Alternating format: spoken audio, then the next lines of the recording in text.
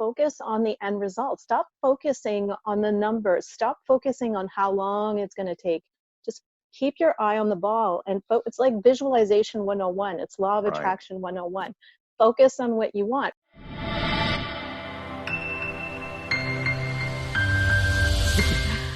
It's the Launchpad. It's a podcast with me, J-Man. And I want to get the name right. Diane Lanthier.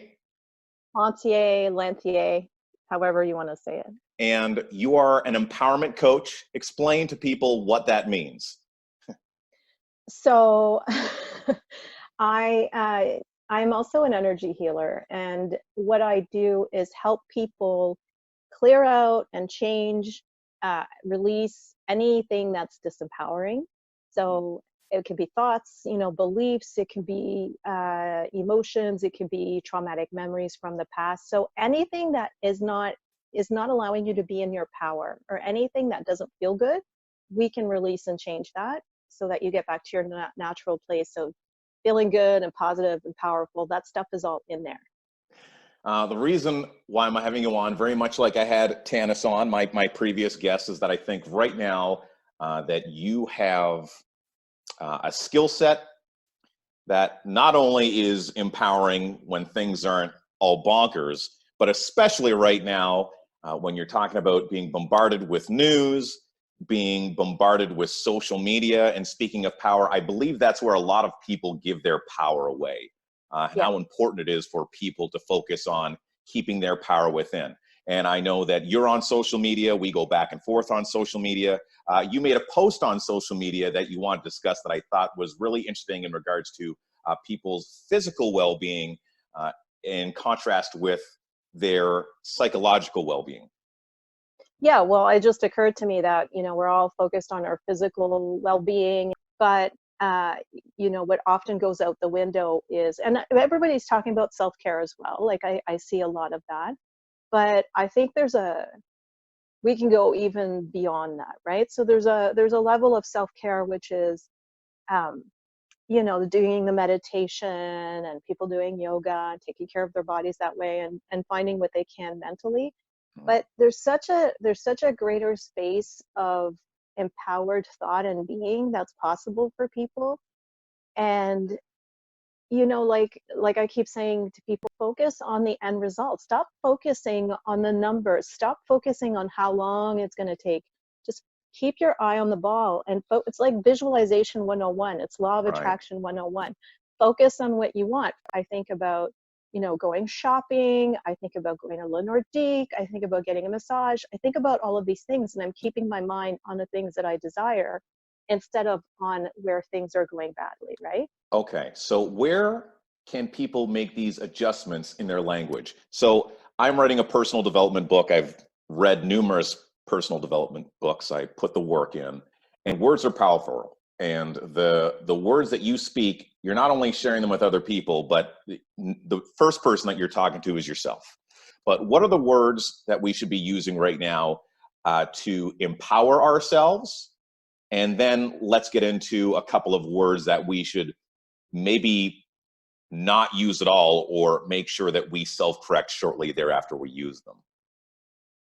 So for me, it's not so much about words. So I don't know if you had, because we were talking about this before we started recording, and I don't know if you had specific thoughts about that, because I don't really think in terms of words necessarily. For me, what's really the most important is your energy.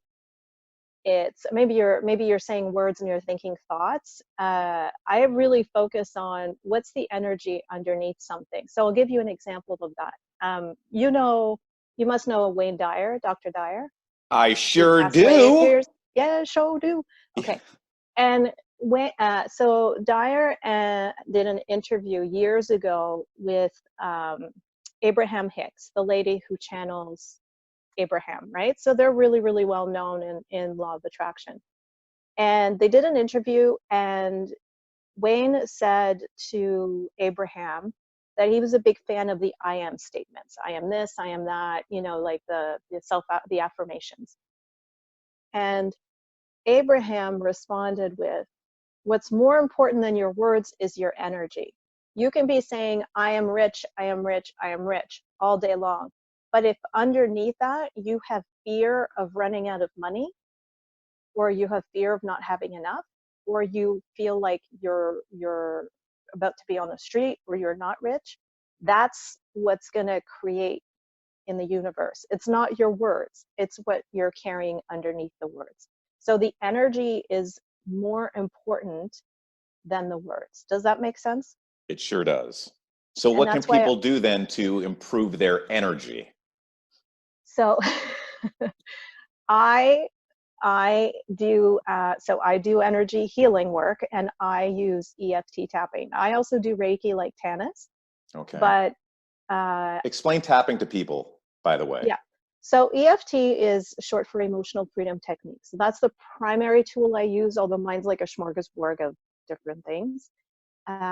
But EFT tapping is called tapping because you tap on points of the meridians. And chakras are energy centers in this whole system of meridians. And meridians carry energy like veins carry blood. So when you go to an acupuncturist, acupuncturists know the whole meridian system inside and out. And when they're poking those needles into different places, they're poking them into the meridian system. And the belief is that all of these different meridians relate to physical parts of the body, they relate to emotions, they relate to, you know, your organs, they relate to even time zones. So that's how they're working with it. When you do tapping, you tap on different parts of this head, and I appreciate the that. Thank you. yeah, the collarbone, and so different parts like that. And then you're clearing, what the idea is that you're clearing blockages in the energy system by tapping on these points without having to know which meridian is affected. That's the sort of basic, in a nutshell, you know, description of what tapping does. And you can really, truly, and I've been doing this for 15 years, you can release any negative belief, thought, feeling, anything that doesn't feel good, anything that's disempowering. So even when people think this is not possible, like this is not possible, those are words you want to avoid. If you find yourself, this is impossible, this is not possible, is there anything more disempowering than believing something is impossible? The problem is people will think that's their reality because, well, look at the world. This is the world. This is not possible. This is what I'm being told. And so we believe what the world is telling us and what we see with our eyes. But if you release those beliefs, as true as they may seem, what emerges naturally is a different possibility. Mm. And I know it seems weird, but it is true. I've seen it for 15 years. And I'll give you an example. This lady I was working with, I do like these 5-session packages. So we were on like 2 or 3. And in the first 2, we worked on, she did some hoarding and she had anxiety. And she had a child with some difficult issues. And so she had a problem. She couldn't find a job. She was convinced that she couldn't find a job because of all of these different issues. So we worked on her anxiety, on her stress, the hoarding stuff, and this belief that she couldn't find a job. And then I think it was at the 3rd session, she told me that she'd gotten a job. It just kind of fell in her lap, and it met all her criteria. You know, like the times that she could work, the traveling, like all of the things that she thought weren't possible to find a job that met all of her difficult criteria. One actually was just kind of presented itself to her. When she opened up to the possibility that it was possible, it happened. Mm-hmm. And that happens over and over and over again. Right, with people's energy. I've read numerous times, and you know, you have the whole I am thing, I am, and there's a lot of these, you know, I am nots, right, Yeah. where people shut themselves off to possibilities. Not to mention people. Look, generally these things come like they're fear based, correct? Yeah. They're fear based, and um, I'd say that generally it comes from a feeling that they're not good enough. for whatever it might be. So that's pretty accurate. So for people that are suffering from low self-esteem, from people that are obviously right now, you know, they're sitting in their homes and they kind of find themselves slipping away, or I've heard on a number of occasions, not just obviously today, but just, you know, throughout my lifetime, where people have these moments where they kind of crumble inside a little bit, where, you know, they'll come home, they might have a short little cry into their hands, and then they say, you know, like, I'm okay. Like, are these people okay? Or is that like a more of an underlying issue? Do you just have little teeny breakdowns like that? Or is it saying that is symptomatic of potentially something more that needs to be resolved energy-wise? Well, I mean, I think that's, so first of all, it's a normal, natural human thing to happen. Like, I mean, I've been doing my own healing work for years and years and years and years, as well as with clients. And I still have my moments where I'm judgy or I think something's not possible. Like, I mean, I still have those moments. It's just that I'm able to normally catch them and then switch them.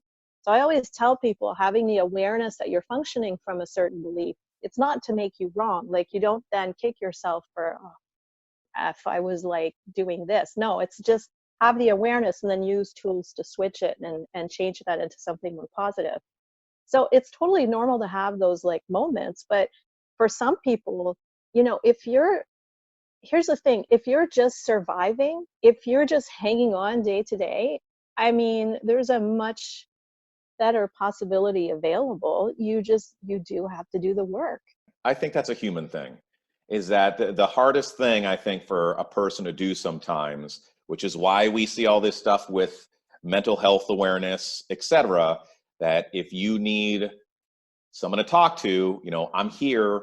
You know, they posted on their Facebook. You know, I appreciate that kind of stuff. The reality of mental illness is that you got to go a little bit deeper than that. I mean, it's nice to raise the awareness, but if you're not reaching out to your friends and you're not really challenging them sometimes on the way that they feel, that you're never really going to get to the root of it. And that I really believe that it comes from a place of consistency. If you're really going to look to help that person create or acknowledge that change to where they get to a person like yourself. There are people who will never ever call me because they're stuck in the problem. The idea of help, the idea of even going beyond what's happening, it's not even a possibility. So those people are never, they're not, you know, those are the kinds of people that talk about a problem and want to convince you about their problem instead of hear any other possibilities, right? Like, have you tried this? Have you tried that? And they're like, no, they're just completely closed off. So people like that, it's not about how far they've gone down their problem. It's about their openness to try something different. Great. So who needs you right now? Who needs you today? Everybody, Jason. Everybody. But, you know, like, for example, so, and then the other thing you were talking about going, I'm afraid to say this, you were talking about going deeper. And it's important. I can't believe you didn't. Oh, it took me a while. Now I know. Sorry, that was innuendo. I'm sorry. Like, whoa. Oh hello. I'm disappointed. Yeah, I'm so disappointed. Yeah. I know. I'm all talk. I'm bullshit. Yeah, no, that's why I used to offer single sessions, and I have for quite some time now offered 5-session and 10-session packages, because even though you can get a lot done in one session, if you really want to transform your life, you have to go back and heal childhood stuff, you know, things you were talking earlier about not feeling worthy. Not feeling worthy normally comes from childhood. And you don't have to have been beaten by your parents to feel shitty about yourself. You can have had really great parents and still come out feeling shitty. It could be things that happen in school. It really is about like the juxtaposition between like your insides and then growing up with people around you and what they're teaching you. It just, it throws us off, and then it leaves us, you know, we learn about ourselves through the world around us. I'm surprised. And we continue doing that because we keep giving our power away to other people. So I'm surprised that you don't see that happening maybe a little bit more as people get older, opposed to the stuff that generally happens when they're younger. You know, the way that I've kind of always seen it, you know, in my head, if I have to just visualize it, it's, you know, you're a kid and you say you want to be a firefighter and your parents are like, yeah. And, you know, you say, I want to be a doctor. And like, yeah, you know, you might even be a little bit slow like me. And I say, I want to do this. And like, yeah, you're good. And then as you get older, then people start piling on their limitations, you know, on your back, right? You know, I'm 16 years old and my grades aren't so good. And I still say like, you know, I'd love to do this. And someone says, well, you know, you don't have the grades, or it shows that you really don't have the aptitude for that, or possibly you should go this direction. Do you find that also, if you had to choose one or the other, where are most people getting stuck? Was that a good or bad question? That pause. That's a bad question. I'm trying. No, I think there's always childhood stuff to clear out. Always. Always. And if there isn't, if somebody doesn't have good memories or just can't find it, I mean, I see it as my job to dig, to find the root of things. So here's an example. Years and years ago, I did a psychic fair, and I decided instead of doing readings, I want to do this work. And I saw this guy walk around like 3 times, finally end up at my booth. And he said, I really want to work with you, and let's start with 20 minutes. And I have this anger. I don't know why this anger. So I started asking him questions and found out that, I think it was like around age 10 or something, his parents had divorced.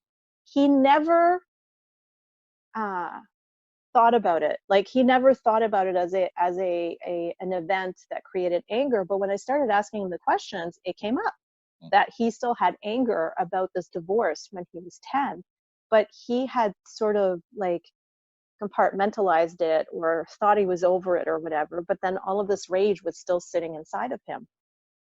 So we ended up doing more than 20 minutes. I think we ended up working together for like an hour because he was so happy with like the relief he was getting. But like, that's an example of him not realizing he had a childhood event. But then once I asked the questions, we found it and we were able to clear it out and to clear out all of the anger. And then he felt like much better afterwards because he didn't have that anger sitting inside of him. So it is very rare that somebody wouldn't have childhood stuff from parents, from family, teachers that have affected them or marked them in some way that then affects how they go through life, how they perceive life and other people. You know, if somebody has abandonment issues, somebody has abandoned you at one point or you felt abandoned. Yeah, I'm an adopted child. You're preaching to the choir. You're preaching to the choir. We've got to go to that first event where that person felt abandoned. Right. And clear it out. So like I was saying before, you know, you have a very good sense of humor. What's the stuff that you're seeing on the internet that you really like? What's the stuff that's making you laugh? You know, is there a clip that you can think of? What's rocking and rolling with you right now as far as sense of humor and the things that are really, you know, kind of like lifting you up a little bit, putting a smile on your face? Listen, I love GIFs and memes. I can have GIF is my third language. My friend sent me one today, this video of a dog with like this really long, you know, like little dogs carry like gigantic sticks. And it said like dogs have the best social isolation technique. Just carry around keep people away. I like that. Hey, by the way, if you're listening right now, I want you to put your favorite GIF into the comments. Put your funniest GIF, and then we have a whole bunch to look from. What else do you have right there? Whatever you hear coming out of Diane's mouth, I want you to post them. I mean, I love, like, one of my favorite GIFs is Janet Jackson eating popcorn. Like, it's true though. That's one of my favorite GIFs. Yeah. I like you fancy. That's mine. Anything you fancy. You fancy. That's all it takes for me. Like my cream cheese omelets. Yeah, right. Scrambled eggs. But there's definitely, you know what, that's the thing. Like, as far as people's creativity, one of these TikToks, I'll have to put this up. It's a Phil Collins song, and there's this lady walking up the stairs. I said that to you. Oh, that was you. There we go. See, that's perfect. You know what? That's the perfect place to end right there. I'll make sure that I post that and people take a look. But the creativity, right? And this is, I guess, where you're talking about like where to come from and being empowered and your energy and things of that nature. Yes, there's a lot of craziness that's going on right now, but there's so much innovation, which is incredible. You know, the social medias, the TikToks and stuff like that. People are having fun and they're entertaining the world, which is really awesome. And there have been so many hard laughs that I've had over these last 2 weeks that probably otherwise would not have had. And that, like that guy on Instagram, D Nice, that DJ, who spun for like 6 hours on Saturday, right? Had like 100,000 people watching him play music on Instagram. I mean, some people are choosing to be super creative, and some people are choosing to just feel completely flattened. And the thing is, it is a choice. And people don't like when I say that, but it's a choice, you know? Happiness is a choice. I just love seeing the creativity coming out. I just love it. It just makes me so happy. Right. So 2 books that I just want to recommend, just since you mentioned Happiness is a Choice. I always like to talk about that book by Barry Neil Kaufman. Absolutely love it. And you can be happy no matter what. Don't Sweat the Small Stuff is another good one. Just for, you know, I consider those to be kind of beginner books, but they're fantastic. Diane, give me 1 book that you think somebody should read. Oh, actually. Yeah, right? Bam, your book. Check it out right there. And I've actually, so I'm just reading, I'm finishing my massive Tony Robbins book, and I've had this one actually out on my table. Now, lately, there has not been anyone in my house, but when the world was normal, people were flipping through this book and they loved it. They absolutely loved it. Yes, I should have told you that before, but I knew that I was going to be doing one of these with you. And so listen, anybody who wants a copy of that book, I have an e-copy. So if anybody wants the e-copy, you can message me. I'm sure, Jason, you'll tag me in this. You can message me, and I'd be happy to send it to your email. Okay. I'm not going to send out hard copies, obviously, but I can send an e-copy. So one more time, your website, please. Where can people find you? Soulrestoration.ca. Okay. And on Facebook, it's facebook.com/Diane Lanthier 111. So this was the Diane Lanthier podcast. I hope you enjoyed it. Yeah. You were fantastic. That was awesome stuff. It's all about you. No, that was great. That was insightful. I appreciate you being here. You take care, be well, and love simply because you can.